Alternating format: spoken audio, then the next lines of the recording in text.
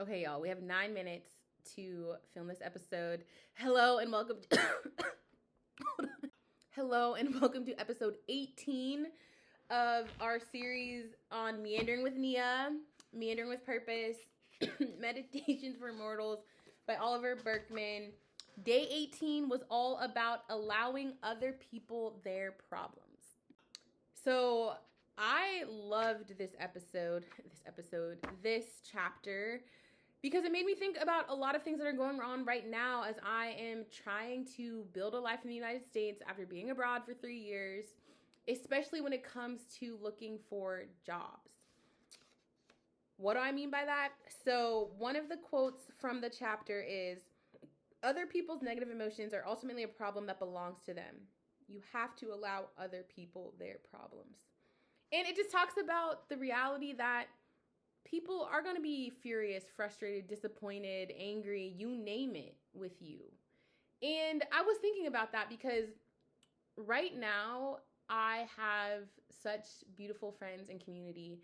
And I'm also realizing that my style of living for the past 3 years has been utterly confusing to a lot of people. I mean, I literally had one person, parents of a dear friend of mine from college. I came and visited them because I was really close with the whole family. And so I visited the parents without my college friend being there.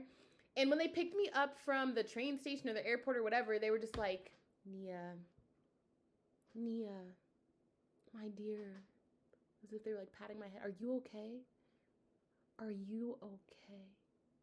And I was like, what you mean? And basically, them seeing me on social media bopping around South America, Central America, from Mexico to Costa Rica to Colombia to Brazil, they were like, are you okay mentally? Like, what's going on? And I'm like, wait, what do you mean? Like, again, like yesterday when Boy was like, are you high? I'm like, what do you mean? I'm like so happy. I'm living my best life. I'm living my dream. I'm following and seeking joy and living life, feeling my heart more alive than I've ever felt before. So yes, I did not realize that there are people out there watching me live my life and thinking that I'm going through like what do you call it? Like a crisis, a life crisis. Also, we all are going through life crises anyways. Like, we're always trying to figure it out. So anyways, like, as if anybody's not, like, no one's okay. But we're also, a lot of us are okay. You know what I mean? I digress because we only have 9 minutes. So all of this to say, as I've been figuring out job security, i.e. financial security, you know, I've had some really dear ones send me job opportunities, and I'm realizing as I'm, you know, getting some of these, like one of them could be working as a receptionist, I'm just like, it's not giving joy. And I get it. Y'all, I understand, like, I need to pay some bills. And also, like, I have a little bit of wiggle room to not have to accept a job within the next 36 hours, you know? I was talking about this and I did like a little special episode.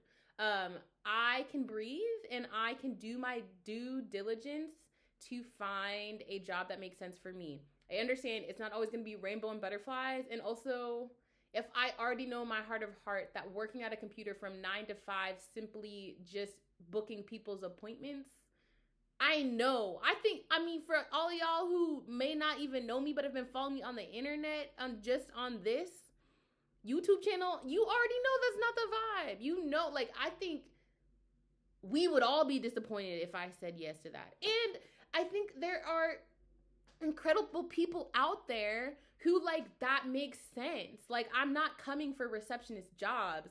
I'm saying, like, there are people who went to get their associate's degree and blah, blah, blah, blah, that, like, this job with the benefits and the security, like, makes sense for them, and they will be able to go to that job with joy, knowing what it is providing stability-wise for their lives.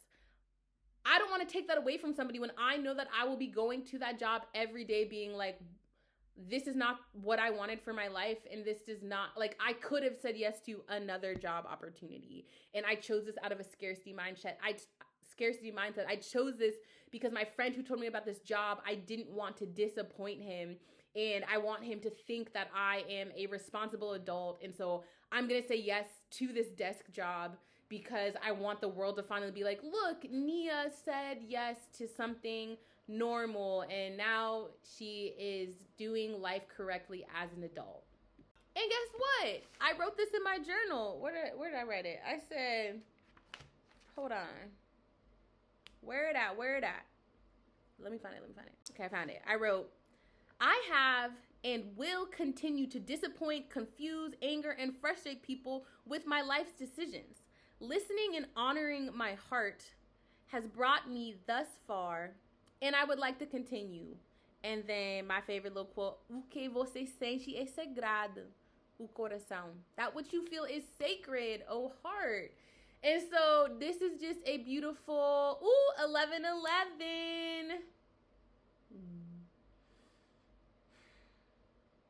Okay, this is just a beautiful reminder, this book, this chapter in particular, that my tendencies to people please, my tendencies to make all of the right, perfect adult decisions, I gotta let it go. Cause look at me. Dude, just literally look at me. When is the last time that I have made decisions that make sense to the world? I'm gonna keep following my heart. And so with that, I'm putting out into the universe, to God, my prayer, and to you all, a prayer for you all, that we continue listening to our hearts, and that we, no matter what decision we make, may it not be made to please other people. You know, we make decisions that keep other people in mind because we understand that as humans, we are all connected. And so I am because you are, Ubuntu. I am because we are. And so when I make decisions, I'm making decisions based off of my values, how I can move with integrity, you know, what makes sense for me, and also my context and all of those different things. And also what is so important for me moving with integrity is to listen to my heart. To listen to my heart more than the senses of urgency from other people who have lived radically different lives than me, who have different values, who have different, integrity looks different for different people, you know, given their circumstances and their context. And so I say all that to say, deixa fluir, déjalo fluir. Let it flow. Let the things that are for me come to me. Let me not try to be like I'm on this river and like a beautiful present is coming my way, but then suddenly like the people who are around me on their own boats are like, oh Nia, look, there's like a random rock over there. That rock is so cool. You should go and jump off your ship and go play with the rock because that rock is what it means to be a 32-year-old in 2025. And then I go and I jump off on this rock, and then I'm with the rock, and then as I'm on the rock, like I see this beautiful thing floating down the river. Had I just listened to my heart, that makes so much more sense to me, like a beautiful acai bowl. You know what I'm saying? And I'm out here with the rock because I didn't want my friends on the little kayaks next to me to like hate me as I keep going down the river and be like, you should have played with the rock. The rock was great. And the rock is probably great. And also, you know what's also great? Acai. All right, y'all. I definitely went over 9 minutes, so I gotta go to my hair appointment. I love you all, and thank you for meandering with me. And I'll see you tomorrow on episode 19.